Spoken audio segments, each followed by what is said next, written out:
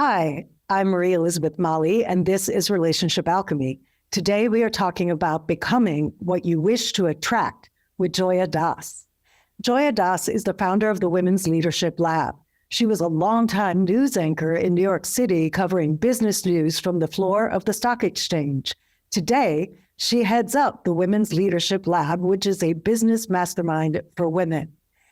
Joya and I were introduced by a mutual friend, and we jumped on a call, and I just so loved hearing her story about how she transitioned from this more masculine-driven, hyper-business focus to expanding leadership as a woman, including her feminine side. And that's really the nexus and impetus for our conversation today. So welcome to the show, Joya. Thank you, Marie Elizabeth. As you were just sharing that intro, I thought to myself, I remember getting an email from a woman who had attended one of my events. And she said, if I'm spending money at your events, the least you could do is send me a longer email. I'm paraphrasing, but I remember thinking to myself, I had been functioning in this very masculine television world where you're getting shit done. And so the fact that you received, stand by, coming back at you, speak soon was my lingo. And all of a sudden I transitioned in this very feminine world. And this woman was reminding me, people are mirrors in our world, right? They're mirroring back a message we need to hear. She was like, I need you to soften it up a little bit. That's not the world you're functioning in anymore. Now, I'm sure that there's a whole host of things that she was also dredging up for herself. But that email always stuck with me as a reminder that I was crossing over into this new avatar. That's such a great story because it's funny because as a New Yorker, I love that kind of quick, direct, don't waste my time communication. We're getting done. We're getting done. So, and I agree with you. There have been times and certain people, clients, friends with whom I have to make that deliberate shift. Oh, right, we're moving in to a more feminine style of communication now. We need to go more slowly. I need to be more attuned to the connection between us, to the resonance, to the feeling in order for this to feel good. Yeah. Yeah. And now I never send an email similar to you. I don't send an email without going back and rereading it to make sure that I have asked how they're doing, hope that they're well, at least a few more sentences than received. I do the exact same thing. I go back and I go, gosh, did I remember to, say something connective or connectable? Power that shit up. Yeah, soften it, connect it. Hit the room.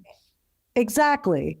So in terms of becoming what you wish to attract, I so love this topic because look at you. You are just stunning. And this color on you and your lipstick, I remember in our first conversation, we talked about that moment when you shifted, you were walking into a room, it was a networking or a business situation, and you consciously stopped and anchored yourself in your magnetism and your resonance and your intention that people come to you because of what you were emanating. Can you unpack that a bit? Because that was such a powerful moment and you're emanating right now. Well, thank you. Thank you for that. You and I both have someone in common, and her name is Gabrielle Leonard, and she has been one of my coaches in the last while. And this mantra of let the room come to you, you aren't grasping for the room, it was something that she really drummed into us. She had a very unconventional approach to business, if you were to ask me, and everything was about this and this. So it was, you are a queen. If you were to think of your queen and your business as your fiefdom or your kingdom, what are the politics in your kingdom? How does one show up if they're a queen? How do they expect to be treated? How are all of your belongings, your clothing, the way that you just sort of lead your life coming up to meet that standard? And as Tony Robbins always says, your life is a reflection of your standards. So that moment that you're referencing, I had at that point been in a learning with Gabrielle for about 8 weeks, and we had done a color analysis. And lo and behold, I do this color analysis, and I realized that I've been wearing clothing that's better suited for a blonde. I am not blonde. I am dark haired. I am Indian. I have olive toned skin. I have no business wearing baby blue or baby pink. And here I was wearing any and all of that, and beige, gray. Oh, Lord. So, that color analysis spit out that I'm really deep colors, which is fuchsia and mustard and hunter green. And my power color is royal blue. And so that is great because now it makes my shopping extravaganzas much simpler because I'm only staying in that swim lane. And this moment of me walking into that networking event was at a very critical time because I was filling for class of 2023 of my premium level mastermind. I had 8 slots and I was down to filling the last 2 or 3. So I was very intentional about the spaces in which I was showing up. And this was a women's bond club event. So a lot of women in financial services who I knew could afford a $21,000 mastermind, but more likely had the ambition and the level of, get up and go that I was looking for. So anyway, I had been invited by one of the speakers and I showed up in head to toe fuchsia. And even the guy who was doing greeting at the door was like, I like that monochromatic look you got going on today. I was like, well, thank you. I put this together with some intention today. And I remember the speaker invited me. We said our, exchange of pleasantries, but she really couldn't babysit me, right? Because she was going to be speaking. So she had to go study her notes and I was left to my own devices to make friends. And I was looking around the room and everybody seemed to already know each other. They were all in their respective groups. And I was like, okay, I'm going to just stand here with my glass of Perrier and let the room come to me. And so I stood there, and I'm going to tell you right now, those first few moments when you're trying that exercise, it's uncomfortable and you have to sit with the discomfort and get past it. And I stood there in my head to toe fuchsia, and a woman across the room smiled at me. She was wearing this beautiful Egyptian shawl. And I walked over and we chatted most of the evening. And by the end of the week, I had closed her in one of the spots for my mastermind. But that was truly the first time that I showed up as the embodiment of all of this stuff that I just talked about showing up as and what it is that you want to attract. And I actually saw the fruits of it very quickly. That's so powerful because what it sparks for me is something very similar in the dating process. Yes. Because it's not only with our clients, but with anyone we want to attract, whether it's a new friend, whether it's a date, whoever it is, we can emanate that. And I often have clients go practice being at a bar or a restaurant or a sporting event, wherever they are going, being what they want to attract and putting their attention on who they find interesting and not doing too much, but just lightly having their attention on that person and seeing if they turn around and smile, for example, or if they turn around and come toward you.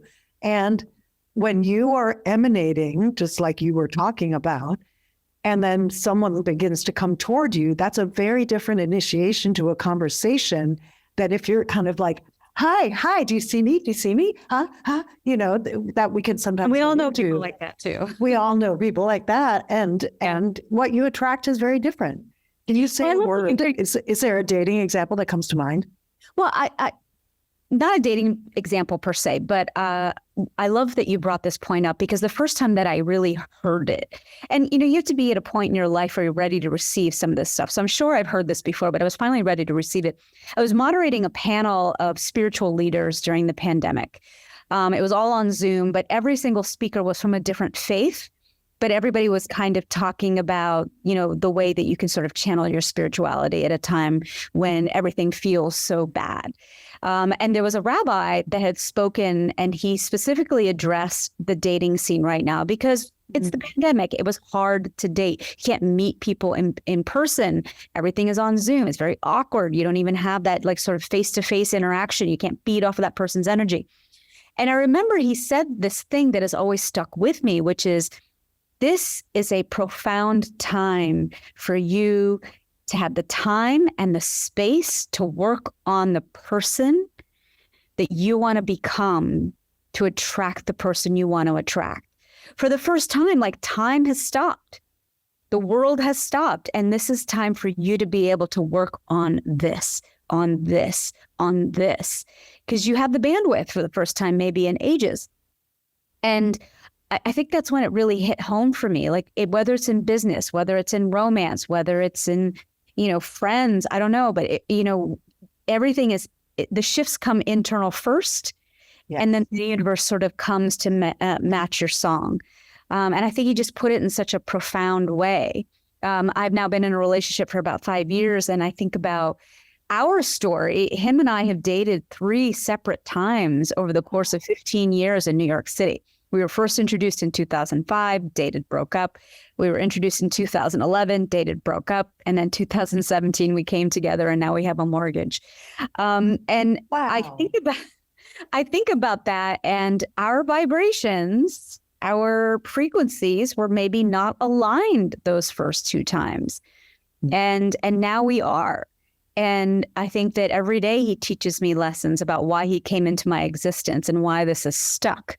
So I think that you come into each other's lives when you're at that vibration. And our work, the real work, I think, is, yes, you have to go out there, and yes, you have to date, and you have to put the effort and the time in. But I also think you have to make space. That was the big variable that had changed my life. I made space for this person to come into my life. And I also think that I had done a ton of work on this and this and this before he came back into my life the 3rd time. Well, it sounds like you also made inner space for you. Yeah.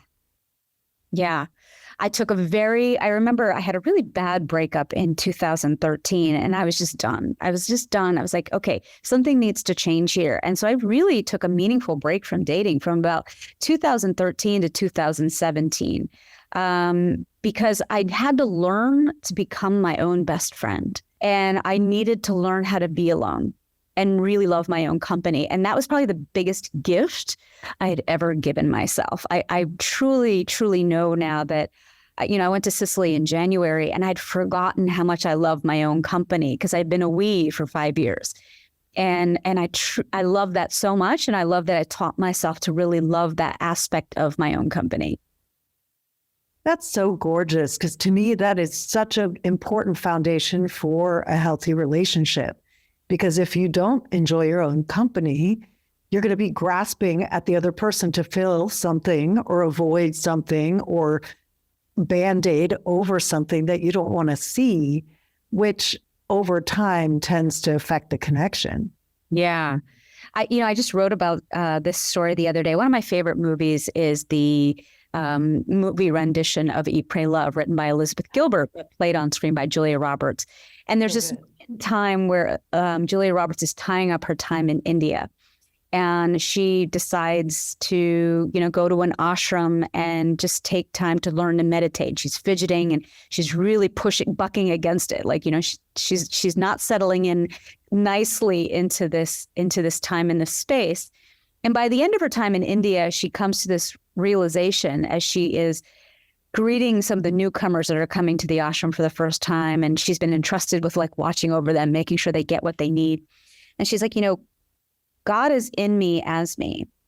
And we have this idea that God is this ethereal being that's floating through space. And she's like, that's not God. That's, Ingrid Bergman in the Bells of St. Mary. She's like, God is in you as you. And it really buttons up a moment in her life really well, because she also had toggled from relationship to relationship to relationship. She says it to her friend before she leaves. She's like, I've been either dating someone or breaking up with someone since I was 18 years old. And that's the impetus for her to go on this trip to Bali, to India, to Italy. She does, because she just wants to come back to meeting herself. And when she does, she realizes that the divinity, everything is actually in here, and she's been spending this whole time grasping out there. Thank you for telling that story. I so love that moment too. Yeah. And love that realization, because that's really the foundation of everything. Is getting that down into our bones, and not in a sort of egoic, sort of elevated, let me be a brat now because I get to do whatever I want because I am God and God is me. Like, not from that place, but actually getting it really the truth of that at the core, which is that we are divine, which is that we are love, which is that we are perfect in our obviously human imperfection, but that there is a part of us that has never been hurt and never been harmed and never been damaged. And we can learn to lead with that. So what I wanted to ask you next about, because as we began to create this conversation around becoming what you wish to attract, I noticed you also have written about imposter syndrome. And I'd love for you to make the link for our listeners between this process of becoming, of truly embodying yourself as all of you so that you can attract what you desire, with the phenomenon of imposter syndrome that tends to plague a lot of people. Yeah, I think I'll break this answer up into three parts. First, the definition of what imposter syndrome is, a moment where I felt it, and what I'm doing to overcome it. So imposter syndrome is when you feel like a phony. You've got all the laurels in the world. You've got all the degrees in the world. You've got the chops for the thing, the opportunity that's being lobbed your way, and you don't feel worthy of it. More importantly, you're just waiting to be found out to be a fraud. Someone in the room is going to out you. And so while there's something called healthy level of self-awareness, like I cannot jump out of a plane because I'm not certified to, that's healthy level of self-awareness. Me saying that I'm going to turn down an opportunity to organize a retreat in the South of France just because I don't speak French that's when it starts to become paralyzing. And that's when it becomes a serious psychological condition. And so I think that, I'm in front of a lot of women all week long, and I think that imposter syndrome is real. And it shows up in different ways. It's perfectionism. It's deflecting a compliment. It's turning down an opportunity because you feel like you only have 80% of the qualifications versus the 20% that could actually bring it home. And I have a hack for that when I'm working with women who want that promotion. I can share that later. But a moment that I remember feeling this imposter syndrome is that I had been asked to give a keynote at the San Diego Convention Center. Now, if you've ever been to the San Diego Convention Center, it's huge. It's been built in the spirit of an open air sale. Anyway, I'd been brought in to a hotel owners convention. It was their 30th year. And for the first time, or maybe for the second year, women hotel owners were numbering in critical mass. And so they wanted someone to come in and give the keynote at the lunch hour. And I post videos every single day. The organizers had seen it and they're like, could you be our keynote speaker? Great. So I walk into the convention center, I get my badge, and they're like, oh, you're speaking at the sales pavilion. No idea where that is. Start to wind my way through this massive space. And I walk into what is marked as the sales pavilion. It is massive, massive, massive, massive. I remember thinking in my head, this is like Tony Robbins shit. Who is speaking at the stage? Because this is not my stage. Surely I'm going to find my stage soon.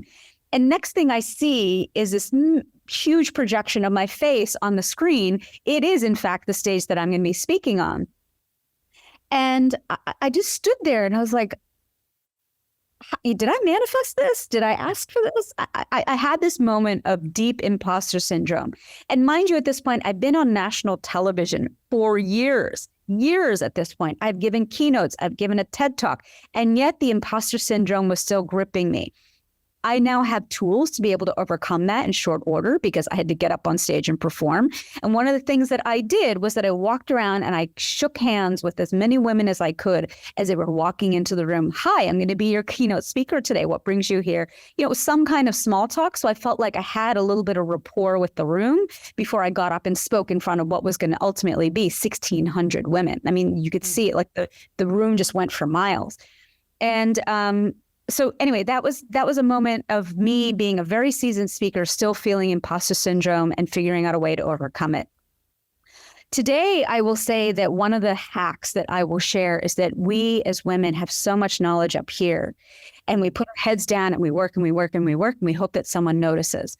The way to get someone to notice, the way to get somebody to hire you is to start to put that knowledge transfer down on paper, write a blog, publish a podcast like you and I are doing right now, publish an audiogram, do a video, do something, publish an ebook, do something that's allowing the other person to start to get a sense of what it would be like to be in your world. And that font of creativity, guess where it comes from? It comes from here. And there is endless number of ideas that you can channel into any one of these products. And that can start to hack into any kind of imposter syndrome that you might be feeling. It's something that I'm very much in the process of doing. I'm charging a high ticket amount for you to be part of my mastermind. There needs to be lesser priced or even free touch points for you to understand what it's like to work with me.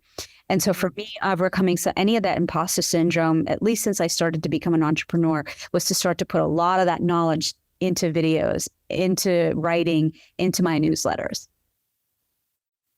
I love that too, because I hear a shift of attention in it, in that when you're stuck in imposter syndrome, your attention is focused on out there, like, will they like me? Am I worthy? Will they respond to me? Will I be embarrassed? It's sort of this ping pong of attention, but largely outside. Whereas when you shift your attention to, first of all, recognizing, you know what, I've been at this a long time. I know some stuff. Yeah. What do I want to share and how do I share it? And especially if you're anchoring in your heart instead of your head, or even down lower in your guts and your womb, if you can bring that knowledge from the depths of you and have your intention on that, on what you know and what you want to share and the connection you want to make with people and what you're here to do in the world, when your attention can stay focused there, it's like there isn't so much room to get as stuck on the other. Yeah. On the external, like on what other people's reactions. Is that an accurate reflection? Yeah. I think that, I often say this when I'm teaching public speaking to my clients: read the room. Of course, the outward stimuli is something you need to be paying attention to. But know that all of that is still mirroring back to you what's already in here. And so if your self-worth is way down here, guess what? You're attracting people that are validating that. If your self-worth is up here, you're getting people that are validating that. That's what happened when I walked into that room that day. I'd done so much work around really just elevating my own value that, of course, I was going to attract somebody in short order who was going to, the ease with which I enrolled the 8 women into my mastermind was actually even startling to me at that moment. And so I think that it's that easy, but the real work is in here. And a book that I'll share that came out of the most recent mastermind that I'm enrolled in for my own development is called The Abundance Book. And it's written by, it's a short book written by John Randolph Price. And in that book, he's got an exercise called the 40-Day Prosperity Plan. It's 10 statements. You're meant to cycle through it 4 times. But each statement is essentially speaking to this. All of our creativity, all of our imagination, all of our abundance that we could possibly create is here and here. And it is up to us to acknowledge that statement first, and then start to be the conduit by which all of that information starts to come out into the world. And I think that most women that I see that are down and out, like, where are my clients? Where am I going to get them? How come they're not showing up at my doorstep? Again, you're reaching externally. And if you could just start to give people handles with which to engage you, a steady drumbeat of thought leadership. And there are endless ways for you to share, 100 creative ways for you to share this stuff that lives and makes you who you are. Then you have created a touch point for someone to be able to engage and talk to you. That's how I get clients in the room. That's how I got that keynote at that convention center. It was the highest paid keynote I'd gotten at that moment in time. And now I'm charging, 7x that. But again, I'm putting something out there for the world to see what it's like to be in my world. Mm-hmm. Yeah, that's so great. And everything you just said also applies to relationships, with friends, family, dating. That the more you're anchored in your own vibration and inviting others into the experience of you, as opposed to staying stuck in the thought loop of, oh, will they like me, this, that, with all your attention on the outside of yourself, and which actually has us be contracted and has us be very difficult to feel. Like when we're contracted, people can't feel us. And so this is kind of the energetic version of what you're saying. Yeah, exactly. It's about that expansiveness of when you're rested in yourself, when you are in an abundant internal place and you walk in and you become the invitation for others to, enter the fun that is you, to like be in your field and be in your sphere and in your brilliance and your compassion and your heart and all those things. It just sets up such a different dynamic that, like you, this last retreat that I've been enrolling for has been such a different experience because I've anchored the truth from the earlier retreat, which was the first one, which was magic. So now I walk in the world knowing my retreat is magic, and it's a completely different experience than enrolling for something where it's like, will they like it? They haven't done this before. Will I like it? Now I know I love it. And it enrolls like butter, What is your retreat? I want to hear. Oh, it's a I hold women's retreats in Mexico here at our home in Los Cabos. And we have two a year of the women's retreat. And then we're also going to do a couples retreat in the fall, a long weekend for couples to really drop in and have space to be with each other. These are couples who are in a good space, who want to really deepen and expand their connection. It's less about taking people from the breaking point to okay. It's really more about the good to expanding into the great or the greater. Yeah. And this space here in Mexico, when we bought this house, it really was the embodiment of the kind of abundance and calm and beauty and transformative environment that I wanted to hold. I bought this house with the intention to hold masterminds, retreats, events, and such here. And so that's already coming to being within a year of living here. And it just, it's like having the lived experience of the thing you and I have been talking about, of really becoming. I did. Space for that, for it to get filled up. You create that. Actually, Gabrielle has been here. Gabrielle had dinner here at our house when a group of us were here together. At your house. You're invited. You are so invited. It's magic. And she was actually thinking about possibly holding, bringing people here for an event of hers if she was going to do an international event. It was definitely on her radar as a possible spot. And so that's sort of like my most lived example at the moment of what you're talking about, of, like you said, creating the space and then inviting people, knowing this space is magic and inviting people into it. And it's very funny. I wonder if you find this too. When you connect with people from this space, there's often a phrase like, I don't know why I needed to talk to you, but I knew I had to talk to you. Or I'm not sure why I'm drawn to this. I just know I need to be there. It's like the connection happens in such a deeper place that we don't always immediately have the logical or conscious rationale. We figure that out later, but that's not what's leading. Do you find that too? Well, you're at the same vibration, right? Like if you think about it, we are all like a radio tower.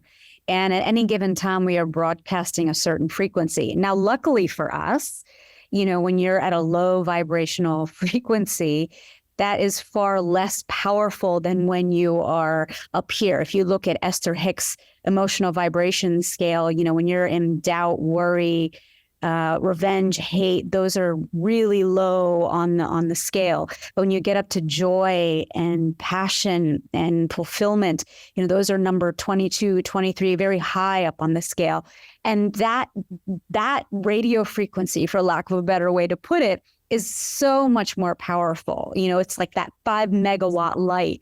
And so, when someone is vibrating at that level, again, it's creating a signal that's like attracts like. And so it's somebody, when they're saying to you, I felt compelled to talk to you, it's because, like attract like, and you were at that same frequency. And we realize, it's minute to minute work. I had calls this week. I sent out contracts, didn't hear back. And immediately I felt myself dip down into that low vibration. And I was like, oh, okay, here we are again.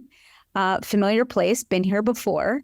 However, I'm going to have to sit here and now clean this up because, as my sales coach would say, you can't put ice cream on it's still you can't eat it.